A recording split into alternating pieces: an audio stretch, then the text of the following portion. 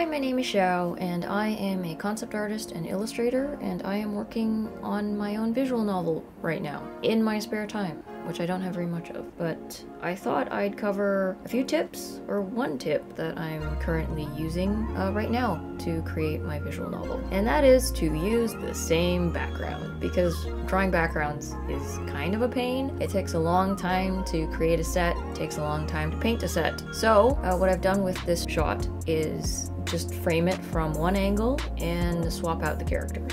So let's click through it. This is the first shot. There's a little girl sleeping in her bed. Her mother calls to her and says that she has to take her medicine. She gets up. Her mother's in the corner. Of course, you can't really see her because she's kind of hidden by this piece of drying herbs or something hanging on the ceiling. The next scene is her drinking the medication. And her mother walks off. She sighs and then she coughs.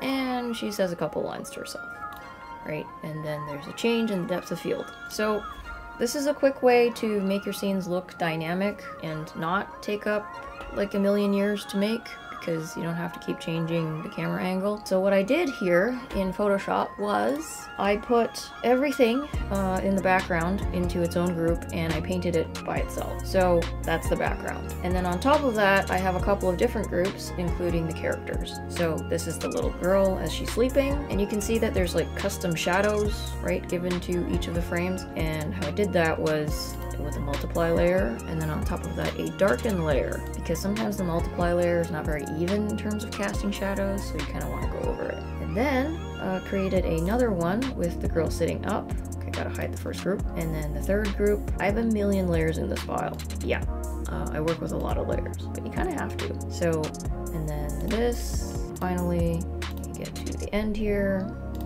This. You can also get this change in depth of field here and kind of fake it in Photoshop by just blurring things differently, right? So how I did that was I painted all of the background on a separate layer. Okay, so you can see that my border is a separate layer and my seal is on a separate layer, and you can see that I'm gonna hide the combined version, and you can see that I have the foreground in a separate layer as well.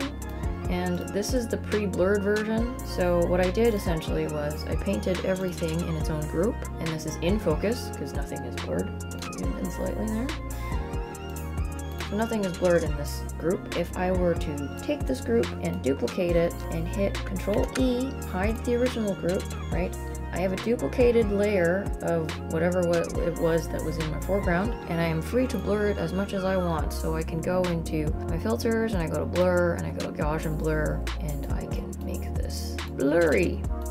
And so this fakes the depth of field that you would see in film cameras, and you know, you emulate things that you see in camera, and that helps to add to the immersion of the shot. So let's say I don't want to blur the foreground, so I go back and I revert back to this clear version, and instead I want to blur the background. So I'm going to hide that, and I'm going to go to this layer, and then I can Control, Alt, Shift, and E a new layer. And this layer, as you can see down here, is a merged version of all the visible layers that I have in this file. Now what I want to do is take the unblurred version of that and put it on top.